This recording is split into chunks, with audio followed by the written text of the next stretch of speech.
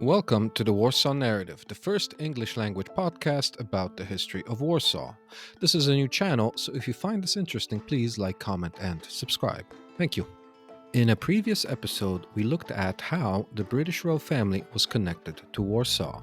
Not to be outdone, a member of the French Bourbon dynasty also left his mark on the capital of Poland. Today, we're exploring the life and near death of Louis XVIII, and I'll explain what Napoleon Bonaparte and a couple of carrots had to do with it. At the beginning of the 19th century, Louis was the exiled king of France, while it was Napoleon Bonaparte who ruled the country. Louis XVIII, also known as Louis Stanislas Xavier de Bourbon, lived from 1755 to 1824. At birth, he was the fourth in line to the French throne. But the bloody events of the French Revolution changed his life forever.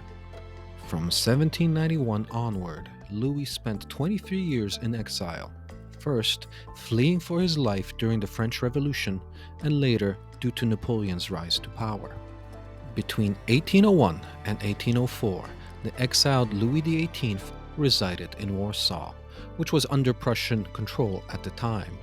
He arrived with his family and a court of several dozen people, living on Krakowskie Przedmieście while also using a summer villa known as the White House in Łazienki Park. However, his presence in Warsaw did not go unnoticed. Napoleon had his agents keep a close eye on Louis. To maintain a low profile, Louis adopted the name Count de Lille, though he made no effort to change his extravagant lifestyle. A manuscript from the time describes it like this. Louis's life was expensive, especially his table, which was maintained in a truly royal manner. Gardeners competed to provide the latest fresh produce, for which his court paid generously. There was always 3 courses at the table, along with an excellent dessert. The price of poultry and meat increased at the time, as the royal court would pay whatever was asked. This royal lifestyle continued until the summer of 1804. That's when 2 agents, sent by Napoleon, arrived in Warsaw and recruited a French immigrant named Count to help end Louis's life. Knowing Louis enjoyed his dinners, they came up with a plan to poison him. The agents gave Count 3 arsenic-filled carrots and instructed him to slip them into a pot of soup that Louis would be eating that day.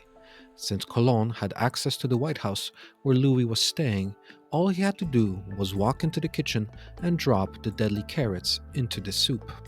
However, Count was also working for Louis and told him everything. Unsurprisingly, news of this assassination attempt created a huge uproar in Warsaw, causing the Prussian police to investigate. Louis tried to use the incident to discredit Napoleon, but the plan backfired. After concluding their investigation, the Prussian authorities decided they had enough of Louis and his troublesome court. In 1804, they forced him to leave Warsaw, never to return. After Napoleon's fall in 1814 and again in 1815, Louis XVIII finally became the King of France, ruling until his death in 1824 at the age of 69. By the end of his life, he was in poor health, suffering from obesity, gout, and gangrene. Maybe if he had eaten more carrots, he would have lived longer. Thank you for listening and take care.